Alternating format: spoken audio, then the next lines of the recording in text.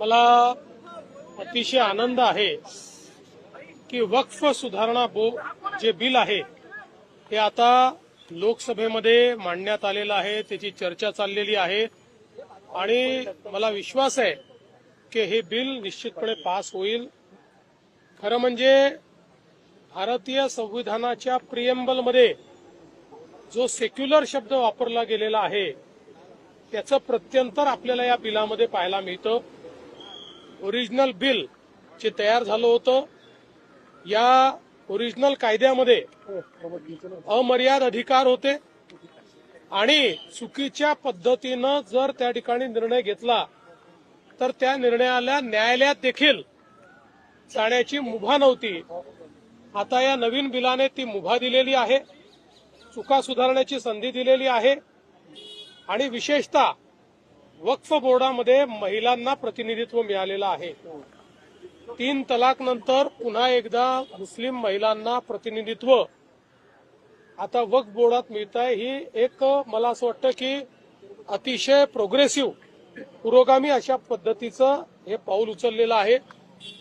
कुठल्याही समाजाच्या विरोधात हे नाही, कुठल्याही प्रकारे कुठल्याही समाजाच्या धार्मिक आस्थांच्या विरोधात हे नाही, तर पूर्वी झालेल्या ज्या चुका आहेत की ज्या चुकांमुळे काही लोक त्याचा फायदा घेत होते आणि मोठ्या प्रमाणात जमिनी लाटत होते त्यांच्यावर मात्र याच्यामुळे टाच येणार आहे आणि म्हणून या बिलाचं मी स्वागतच या ठिकाणी करतो. मला विश्वास आहे की ज्यांची ज्यांची सत्सद विवेक बुद्धी जागृत आहे ते सगळे या बिलाचं समर्थन करतील. सर, यावर शेतकरी असं म्हटलं जात आहे की जी लाखोची प्रॉपर्टी आहे बोर्डाची ती त्या जमिनीवरती कुठेतरी ती सगळी जमीन उद्योगपतीच्या घशात घालायची, यासाठी या बिलामध्ये सुधारणा करायच्यात असं कुठेतरी विरोधकांचं म्हणणं आहे. विरोधक या संदर्भातला एकही पुरावा किंवा मुद्दा हा जॉईंट सिलेक्ट कमिटी पुढे आणू शकले नाही. किंबहुना जॉईंट सिलेक्ट कमिटीमध्ये ते निरुत्तर झाले. 25 राज्यांनी ज्या सुधारणा दिल्या होत्या त्या सगळ्या विचार करून या सुधारणा करण्यात आलेल्या आहेत. जेव्हा काही उरत नाही, कुठलंही आर्ग्युमेंट उरत नाही, त्यावेळी अशा प्रकारच्या गोष्टी मांडल्या जातात.